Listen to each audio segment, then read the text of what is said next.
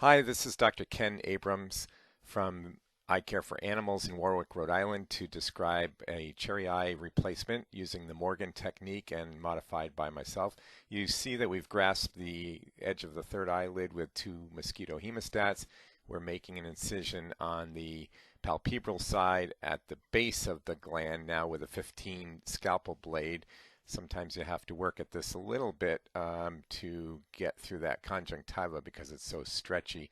Now we're going to the back side, again at the base of the gland on the bulbar side, and again because of the stretchiness of the conjunctiva, I have to work at this a little bit.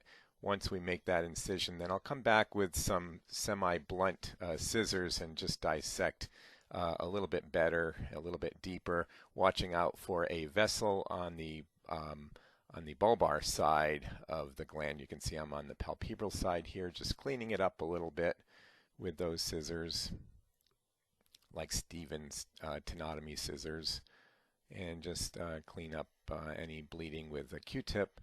And again, on the back side or the bulbar surface, you want to be careful. There's a blood vessel that runs right to the tip of the gland, right about in the middle. So be careful. You usually can see it actually, and then just kind of bluntly dissect around that. If you do hit the bleeder, that vessel, you'll know it because it will bleed, and you just have to take your time and either cauterize it or put some pressure on it with a Q-tip. Now we're going to take off the right side of the mosquito to start our suture pattern. This is 5-0 braided vicryl, and we pass it from the palpebral to the bulbar side, full thickness at the start of that incision or both incisions that we've created at the right side of the gland. I always work right to left because I'm a right-handed surgeon. So in this case, this is the left eye. We're starting on the lateral side of the incision. And again, full thickness first from outside to inside. And I'm sorry, from inside to outside. I'm just watching the video at the same time. So our knot is going to be on the outside or the palpebral side. So we went full thickness through the gland from in to out, just tying a simple knot, two square knots there. We're going to cut the loose end, and this is going to be a continuous pattern. It looks like I cut the long end, but I didn't. Now we go back through full thickness from outside to inside, and we're going to re-grasp the edge of the third eyelid with that mosquito hemostat. I've been trying to work converting this video all day on this rainy Saturday, so I'm only doing one take with this audio, and so hopefully it will suffice. Now we're going to take a Q-tip, push that third eyelid gland back into the pocket we've created, and come through the conjunctiva, first the bulbar side, now the palpebral side of that incision. This is all on the back side or the bulbar side of the incision. And I was lucky here that we were able to get that gland right back in place, but oftentimes it takes 3 or 4 Q-tips like this just to put that gland in there. And then also the Q-tip serves as a protector of the gland. So as I bite through right here, there, I don't go into the gland. The Q-tip usually falls on the floor. That's fine. Pick up a new Q-tip. These are sterile Q-tips, of course.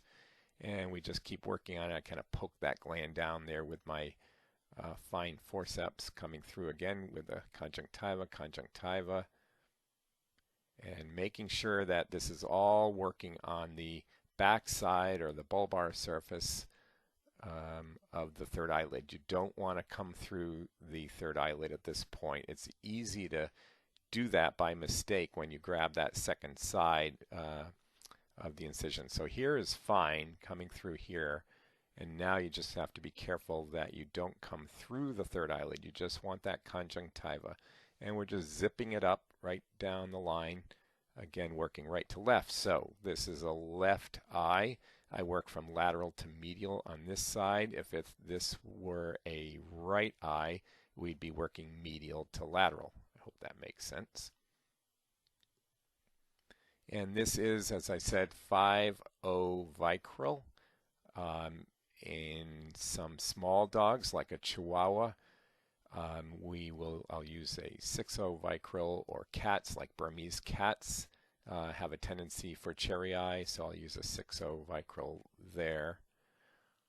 And as I said, this is actually a Boston Terrier that I'm working on. In some of the more difficult breeds, like the typical Bulldog, where the gland is so huge, it might take 4 or so times with that Q-tip to push that gland back into the pocket as you're working. But I was pretty lucky here with this Boston Terrier that the gland went right into the pocket on that first pass, so I don't need a lot of Q-tip assistance here. And we're just going to the end of the incision. And again, making sure we don't come through the third eyelid at this point. This is all on the bulbar side. It's hard to see that detail with this video. Okay, now once we get to the other end of the incision, we're going to do my modified technique, where we're going to go through on purpose full thickness. So now our incision again is on the bulbar side, so that's where the suture was. Now I'm coming through full thickness from inside to outside. We're going to do a simple like horizontal mattress, so it comes through the external or palpebral side. Just go over a few millimeters and go back through, picking up the edge of the third eyelid, and then poke it through right through that incision that I just created on that conjunctival incision closure. So we just keep working. This is, let's see, I figure probably about 4 or 5 passes, I guess. So what's this, a second? Depends on whether you're counting halves or full. So this is going to go through again, full thickness. We're on the outside now. Now we pick up to the edge of the third eyelid, go through. Now, I don't know what made me think of doing this, but the published results are about 90% success rate with the cherry eye surgery with the pocket method originally described by Rhea Morgan in about 1990.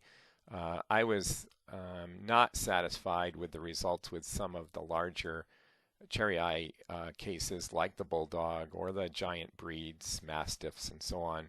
And I think I just decided to do this one day as a second closure.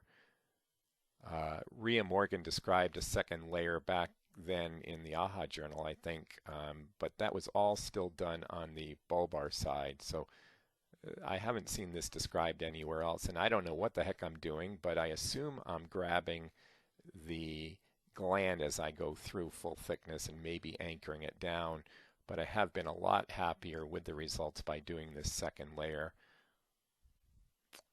I presented this topic at the California Veterinary Association, actually Pacific Veterinary Conference in San Francisco, and there was a lot of interest, so I was asked to make a video and post it on YouTube. So for those people that were interested, here you go. Finally, months later, get the video recorder going and everything. So now on the last one, we just make a loop so that we can tie to, and we just tie up that knot, making sure that that knot is flat. So we just pull on either side of that loop to make sure that the knot is flat against the third eyelid.